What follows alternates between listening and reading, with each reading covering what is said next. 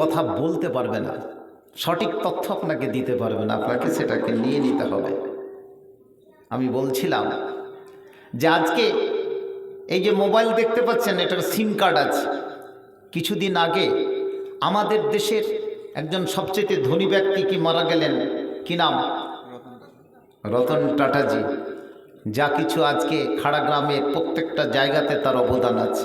কোন জিনিসটা করেনি, দুঃখী গরিব সবারই জন্য কি করে গেছে। আজকে বিল গেটস সারা বিশ্বের কি ধনী মানুষ, তাই না?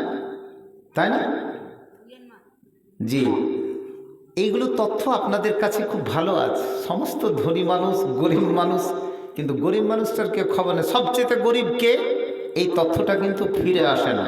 সবাই তো গরিব, কিন্তু ধনী মানুষগুলোর নামে তার লিস্টে, টপ অফ দ্য লিস্টে কি নামটা কিন্তু চলে আসে। আমি বলতে চাইছি, যারা পৃথিবীতে কি ধনী ব্যক্তি, তারাও কিন্তু জগৎ থেকে কি চলে গেছে। এরা একদিন, কয়দিন আগে একটা হাদিস পড়ছিলাম। হাদিসটা যদি পড়ার যুগে কি পড়েছে, যদি একটি 5 স্টার কি হোটেলের মানুষ যদি মরে যায়, সেদিন যদি সে জাহান্নামে যায়, সমস্ত জিনিস কি ভুলে যাবে, যে তুমি কেমন ছিলে। তার 5 স্টার হোটেল কিন্তু মনে থাকবে না,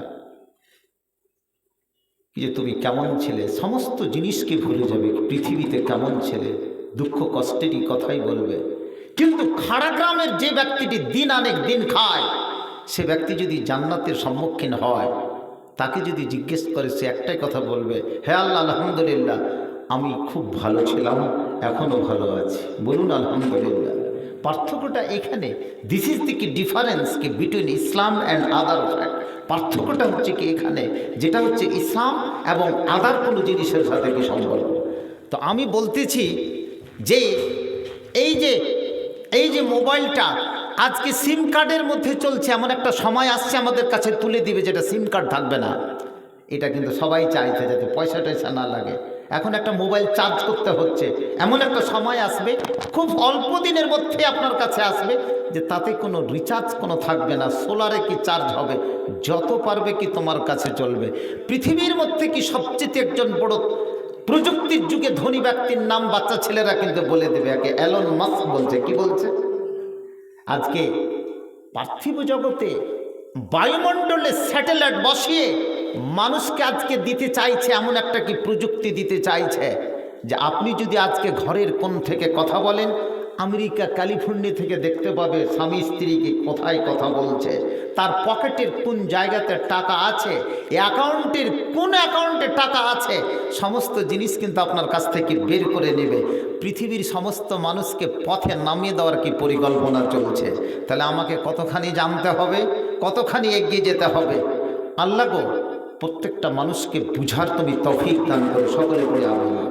আমাদের এই সমস্ত জিনিসগুলোকে জানতে হবে, না জানলে কি সেই পথ থেকে আমাদেরকে এগিয়ে যেতে হবে। আজকে মানুষের ঈমান কেড়ে নেওয়ার জন্য কত দূরে কি মানুষকে কি পৌঁছে দিয়েছে, কিন্তু একবার তো কি আপনি পৌঁছবেন, একবার তো আপনি কি জানবেন, কিন্তু আমরা জানি না। আমি ওই কথাটা বলেছি, কোরআন মাজিদের খুবই গুরুত্বপূর্ণ যে একটা আয়াত, যার ব্যাখ্যা বিশ্লেষণ করলে যার শেষ হবে না। ফাসআলু আহলাদ যিকর ইন কুনতুম লা তা'লামুন।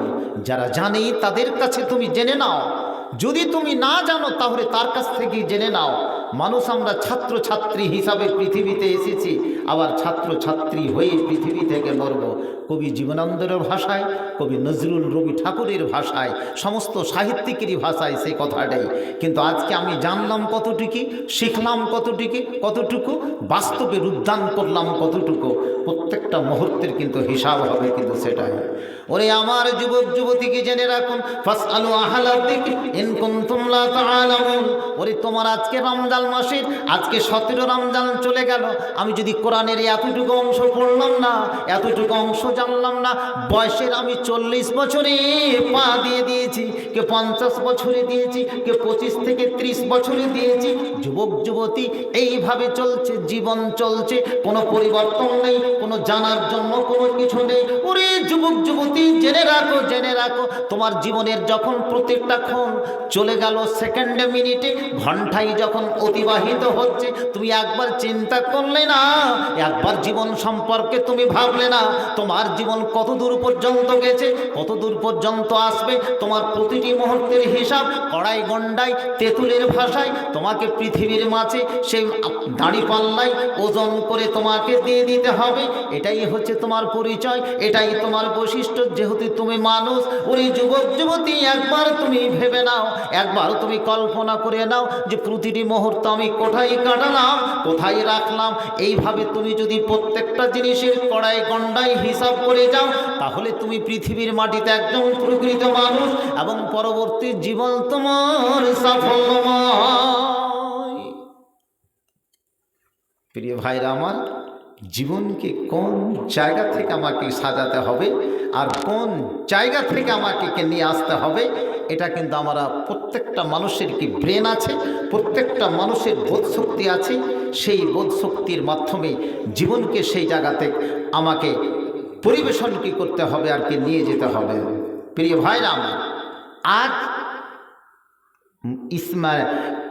মুসলিম সোসাইটির, বিশেষ করে কি মুসলিম কি সমাজের পরিবার থেকে নিয়ে, পাড়া প্রতিবেশী থেকে নিয়ে, গ্রাম থেকে নিয়ে, যে একটা এলাকা থেকে নিয়ে প্রত্যেকটা জিনিসের আমরা কি আজকে জায়জা নিয়ে দেখি, একটু সার্ভে করে থেকে যে আমরা আজকে কোন জায়গা থেকে পৌঁছেছি। এক সময় গ্রাম বাংলাতে এত সুন্দর মক্তবগুলো চলতো, এখন কি দেখতে পাওয়া যায়?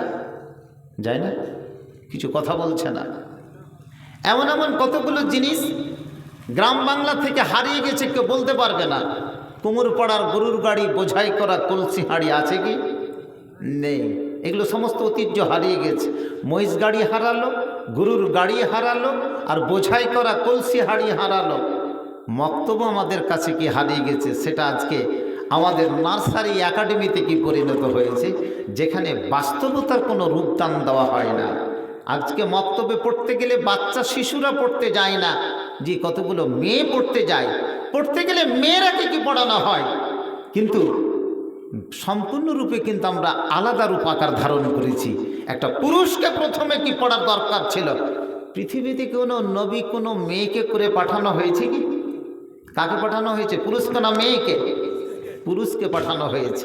আর রিজালু কাওয়ামুনা আলান নিসা, পুরুষকে যখন পাঠানো হয়েছে কি একজন নবী করে, কোনো মেয়েকে নবী করে পাঠানো হয়নি, তাহলে পুরুষকে কতখানি শিখতে হবে কথাটি জানতে পেরেছেন?